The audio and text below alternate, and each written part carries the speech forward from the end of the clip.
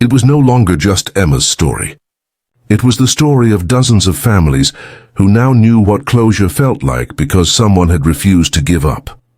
Lieutenant Brooks, now close to retirement, attended the Dalton Walk every year without fail.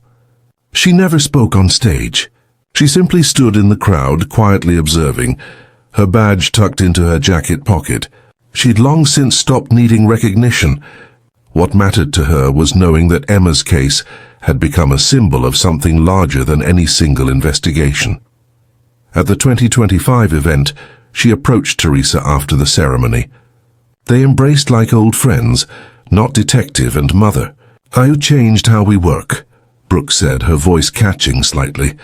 "Not just here, everywhere." Teresa smiled faintly. "We just kept believing," she said. "That's all we ever did." That night back at the garden, hundreds of lanterns floated along the riverbank, their reflections shimmering like stars on the water. Families gathered to release them, each one carrying a handwritten message. Some said hope, some said love, some bore the names of the missing. When it came time for Teresa to release hers, she held it a moment longer, whispering something only she and the night could hear. The lantern drifted away slowly, its glow softening with distance, until it was just a speck of light against the darkness. In a way, that's what Emma had become for everyone who knew her story, a light that never truly went out. Caleb Warren passed away in prison in 2023. He left behind no family, no visitors, and no final statement.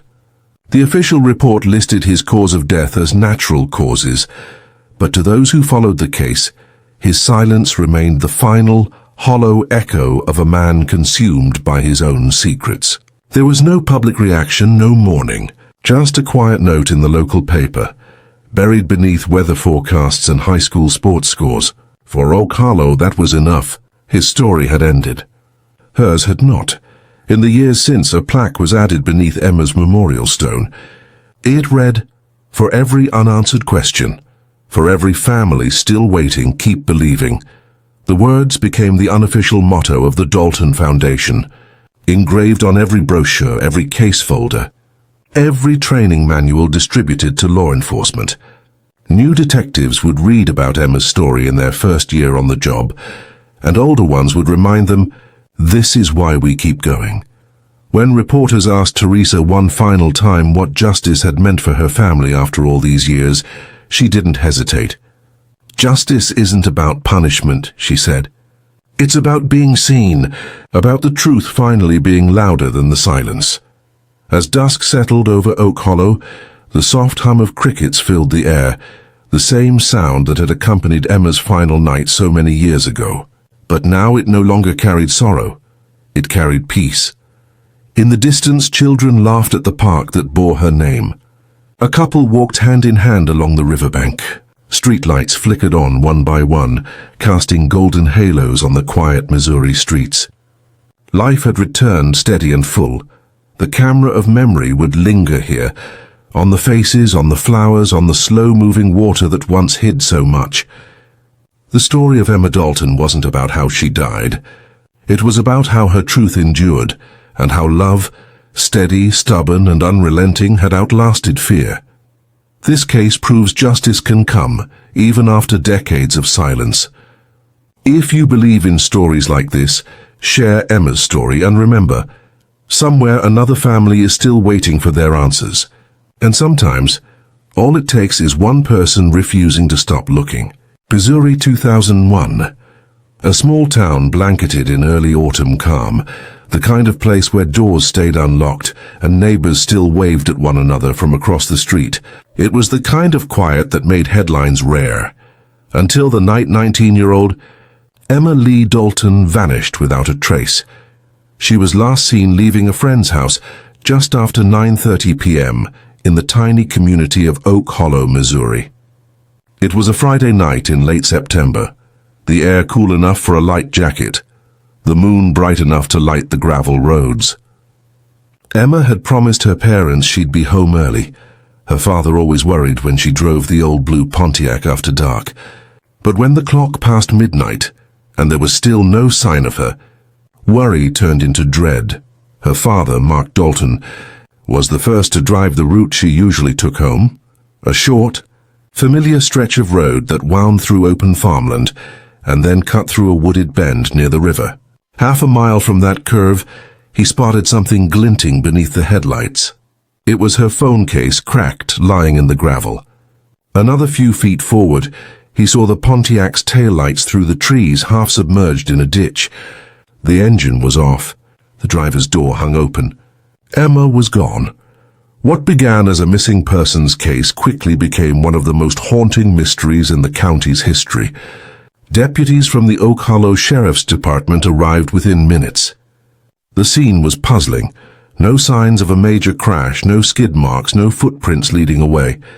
Her purse was found inside the car, along with her wallet, keys, and a gas receipt time-stamped 9:17 p.m. from a station 2 miles away. It looked as if she'd simply stepped out of her car and disappeared into thin air. In the following days, the town mobilized like never before.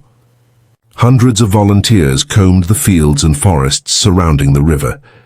Search dogs tracked her scent briefly before it vanished near a dirt path that led to the old iron bridge, a spot locals said Emma liked to visit when she needed to clear her head. Divers searched the river for days but found nothing. Helicopters scanned the woods, and flyers bearing her smiling face appeared in every shop window. Her parents clung to hope, even as days turned into weeks. Mark, a retired factory worker with a quiet strength, refused to stop searching. Her mother, Teresa, prayed every night in the small white church on Maple Avenue, lighting candles that burned long into the morning. The community gathered for vigils, singing hymns and holding hands as the sheriff's office promised to follow every lead. Then, on the 12th day, a farmer named Henry Collier discovered something that would shift the investigation. While checking his property 3 miles from where Emma's car had been found, he noticed tire tracks cutting through a patch of his field near the tree line. They weren't his. Following them, he came across a pile of freshly turned dirt behind a line of cedar trees. Beneath it, wrapped in a floral bedsheet, was Emma's body. The town of Oak Hollow went silent that night. Businesses closed early, people turned off their porch lights, and the sheriff called an emergency press conference. Sheriff David Rowan, his voice breaking, said what no one wanted to hear. "This is now a homicide investigation. Autopsy results revealed that Emma had died from blunt force trauma to the head. There were signs of a struggle, and investigators believed she had fought hard against her attacker. A fragment of denim was found beneath her fingernails, and a partial shoe print was recovered near the burial site. Forensic analysis back then was limited, but they determined the shoe print came from a work boot. Size 11 leads poured in at first. Rumors of a suspicious pickup truck, reports of a stranger seen near the bridge, even talk of an ex-boyfriend who had been jealous. But each lead dissolved into nothing concrete. Deputies interviewed dozens of locals, including workers from the nearby feed mill and delivery drivers who used the rural roads that night. Still, no one could be placed near Emma's car at the critical time. By the end of 2002, the case had gone cold. Evidence was boxed, labeled, and stored in the county archives. Sheriff Rowan retired the following year, heartbroken that he hadn't been able to solve it. The Dalton family moved away, unable to bear driving past the spot where their daughter's car had been found. The town of Oak Hollow slowly fell back into its old rhythm, but for those who had lived through it, nothing felt quite the same. For the next 2 decades, the case sat untouched. But in 2021, during a routine audit of cold case files by the Missouri State Crime Lab, a technician named Elena Brooks came across Emma Dalton's evidence box. Inside were the items collected from the scene: clothes, a strand of hair, a broken fingernail, and a small envelope marked trace samples. The bag containing the denim fibers had deteriorated over time, but inside was something else, a scrap of material that hadn't been tested before. It had been overlooked, folded in with the fabric. When Brooks examined it under a new ultraviolet microscope, she saw something glinting faintly, a trace of dried fluid. She carefully swabbed the spot and entered it into the state's updated DNA system, which was now linked to a nationwide genealogical database. Weeks later, a partial match came back, not to a convicted felon, but to a family line traced through a public ancestry website. The name that emerged was Caleb Warren, a local construction worker who had once lived less than 3 miles from where Emma was found. He had moved out of state in 2003, married and started a new life in Oklahoma. He had never been a suspect, never questioned, and on paper appeared entirely ordinary. But his uncle had submitted a DNA sample for genealogy research years earlier, and that genetic breadcrumb was enough to put Caleb on the radar.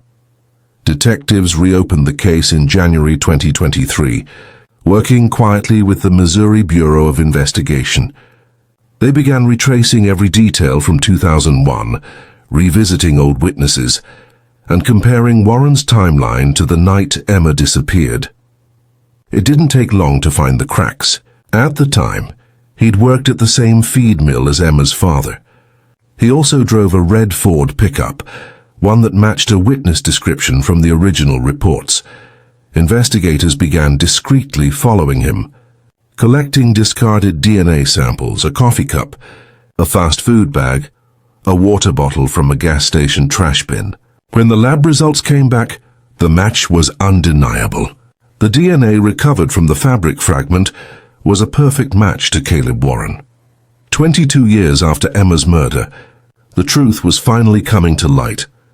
On February 9, 2023, a convoy of unmarked vehicles pulled into a quiet suburban neighborhood in Tulsa, Oklahoma. Caleb Warren, now 46, was taken into custody without incident as he prepared to leave for work. His wife stood on the porch in disbelief as agents read the charges, first-degree murder and kidnapping. When news of the arrest broke in Oak Hollow, the shock was instant. People who remembered the case wept openly in grocery stores and church pews. The Dalton family, now living in Springfield, received a call from the Missouri Bureau of Investigation, informing them that an arrest had been made. Teresa dropped to her knees. Mark could only whisper, "They found him." After all this time, they found him. That night, candles once again flickered outside the old church on Maple Avenue.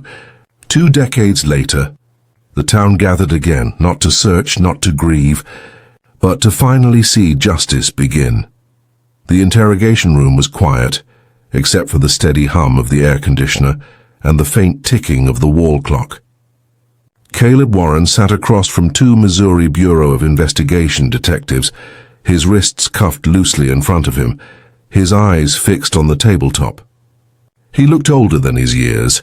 Rough hands, thinning hair, deep lines carved by years of sun and work. To anyone who didn't know better, he could have been mistaken for a man who'd lived an ordinary life.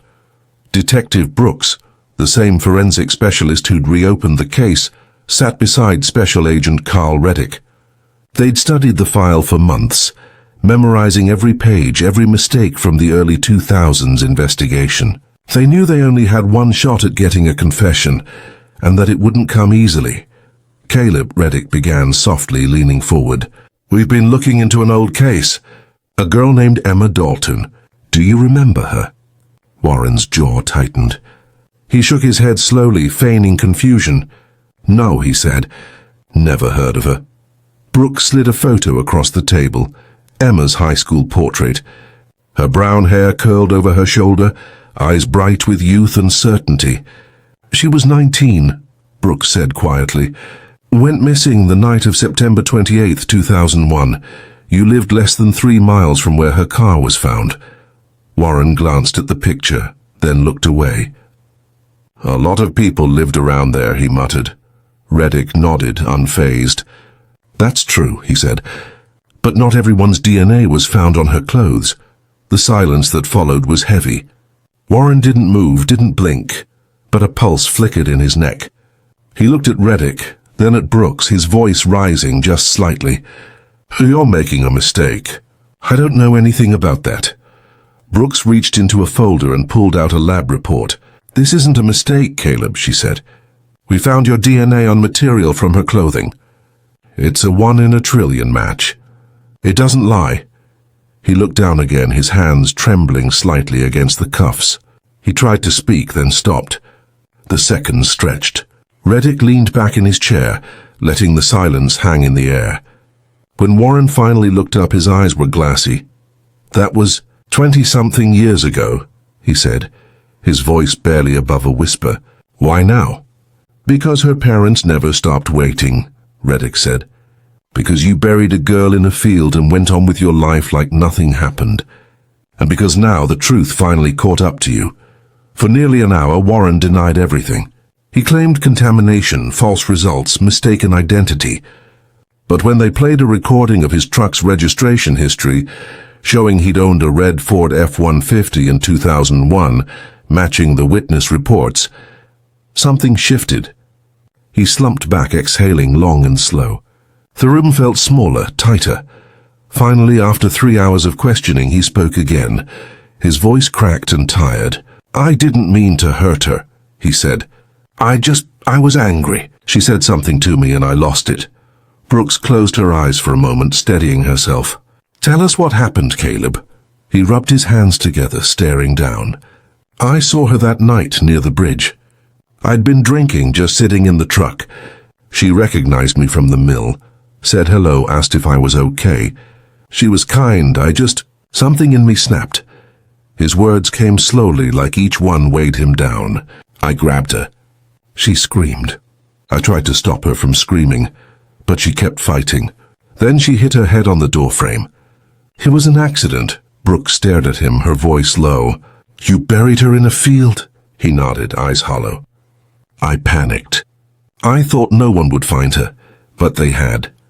2 decades later, when the confession was signed and recorded, Brooke stepped out of the room, her breath shaky. The hallway outside smelled faintly of coffee and bleach. She leaned against the wall, trying to process it. Not just the case, but the long years of silence that had kept this family in limbo. For the Dalton family, she knew this would be both a moment of justice and a reopening of wounds that had barely begun to scar. That evening, Mark and Teresa Dalton were invited to the Bureau's field office in Jefferson City. They sat across from Brooks and Reddick, their faces pale but expectant. Brooks spoke gently, explaining what they had found, the DNA match and the confession. When she said the words, he admitted to it. Teresa covered her mouth with both hands, tears spilling down her cheeks. Mark just stared at the floor. Did she suffer?" he asked after a long pause. Brooks hesitated, her throat tight. "She fought," she said softly. "She was strong until the end." Teresa began to sob quietly, and Brooks reached for her hand. "You gave her a good life," she said. She knew she was loved. In Oak Hollow, word of the confession spread quickly. For residents who'd lived through the fear and uncertainty of 2001, the emotions were mixed: relief, shock, guilt. Some remembered driving past the bridge that night, wondering if they could have seen something. Others regretted not pushing harder when the case went cold. At Emma's old high school, teachers who had known her lit candles in the gymnasium. Her senior portrait, still framed in the hallway, became surrounded by flowers and handwritten notes. "We never forgot you," one read. "Now you can rest." The news made statewide headlines. Hidden evidence solves Missouri cold case after 22 years. Television crews descended on Oak Hollow, broadcasting from the courthouse lawn, interviewing residents who still remembered that night in 2001. For the first time in years, the Dalton family's story reached people far beyond their small town. Meanwhile, investigators began piecing together what had gone wrong back then, why Warren hadn't been caught sooner. It turned out that the denim scrap containing his DNA had been logged but mislabeled under a secondary evidence code.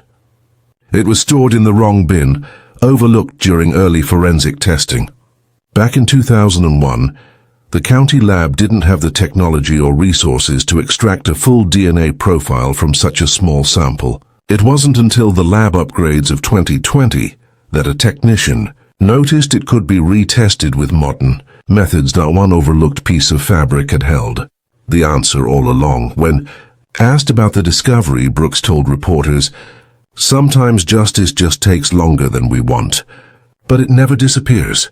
It waits, in a box, in a file, in someone's memory, until the day we're ready to see it."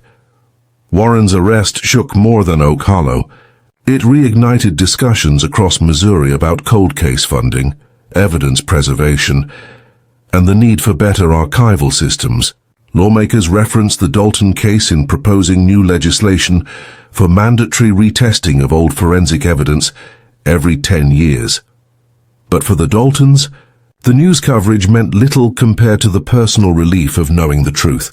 Teresa told a local journalist, "We finally know who took her from us. That's enough. I don't need to hate him. I just need peace." That peace, fragile as it was, began to take shape. In the following weeks, community members gathered again at the old Iron Bridge, the place where Emma had last been seen alive. They brought candles, flowers, and photos, laying them along the railing as the river flowed quietly beneath. Some stood in silence, others prayed aloud. For many, it was the first time in over 20 years they had returned to that spot. Mark and Teresa came together, hand in hand. Mark lit a single candle and set it near the bridge post. "You're home now," he whispered. The flame flickered gently in the night breeze. The trial began on March 11th, 2024, inside the St. Louis County Courthouse, almost 23 years after Emma's disappearance. Snow still clung to the edges of the courthouse steps that morning, melting slowly under a pale Missouri sun. The air was brittle and cold, the kind that makes each breath visible. People lined the hallway hours before the doors opened. They weren't just there for headlines. Many had grown up hearing Emma Dalton's name whispered in grocery aisles and school hallways. Now they wanted to see justice finally take form. Caleb Warren was led into the courtroom wearing a navy suit, his wrists chained loosely at his sides. His once dark hair had turned gray at the temples, and deep lines carved through his face. He kept his head down as he took his seat. The Dalton family sat directly behind the prosecution's table. Mark, Teresa, and their son Ben, who had been 12 when his sister disappeared. The prosecutor, Assistant District Attorney Linda Merrin, stood to address the jury first. "For 22 years, she said, the truth was buried, literally and figuratively. The defendant thought time would protect him, but time doesn't erase guilt. It reveals it." She held up a photograph of Emma smiling beside her blue Pontiac. "This is the life that was stolen." Piece by piece, Merrin laid out the case. She showed the jury the re-examined evidence, the denim fibers, the newly tested DNA, and the confession video. Jurors leaned forward silent as the screen flickered with Caleb Warren's own words. His voice flat and distant, admitting that he'd just lost control. Then came the timeline. Surveillance footage from the gas station showed Emma that night, her hair tucked under a ball cap, paying for gas. The timestamp read 9:17 p.m. A truck matching Warren's red Ford appeared in the background of another camera 2 minutes later. A gas-stained receipt with his name printed faintly at the bottom tied him to that same location. The defense tried to push back. Warren's attorney argued that the confession had been coerced, that the DNA evidence could have been transferred accidentally from a shared workspace or a contaminated sample. He painted Warren as a hard-working man with a family and no prior record, someone who'd been dragged into a nightmare by a system desperate to close an old wound. But each argument fell apart under the weight of modern forensics. The lab technician explained how multiple independent analyses confirmed the match. The data, she said, was beyond doubt. When Detective Brooks took the stand, the courtroom was silent. She described reopening the case, finding the forgotten evidence bag, and watching the results appear on her screen. "You can't prepare for that kind of moment," she said. "It's not just science. It's someone's entire life flashing back into focus. On the third day of the trial, Merrin called Teresa Dalton to testify. She walked slowly to the witness stand, a small cross pendant around her neck. Her voice trembled as she recounted the night her daughter disappeared, the unanswered calls, the headlights cutting through the dark as they searched the gravel roads, the moment she saw the empty car. "It felt like the world just stopped," she said. When asked what she wanted from the trial, she paused, eyes glistening. "I just want the truth to matter again," she whispered. Across the courtroom, Warren stared straight ahead, unmoving. By the time closing arguments began, the weight of the case had settled over everyone. Merrin's voice carried softly but firmly. "Emma was not forgotten," she said. "She left behind evidence. Evidence that waited, patiently, silently, until we had the tools to hear what it was trying to tell us. That's what justice is, the truth refusing to stay buried." The jury deliberated for 6 hours. The courthouse hallways filled with anxious faces, quiet murmurs, the sound of pacing footsteps. When the doors finally opened, every person in that courtroom seemed to hold their breath. The foreman stood, hands shaking slightly, and read the verdict. On the charge of first-degree murder, we find the defendant guilty. Gasps echoed through the room, followed by a rush of muffled sobs. Teresa clutched Mark's hand, her shoulders trembling. Ben lowered his head, tears streaming silently. Detective Brooks felt a tightness in her chest she couldn't suppress. Even Judge Harper, who had presided over countless trials, paused before thanking the jury, her voice soft with gravity.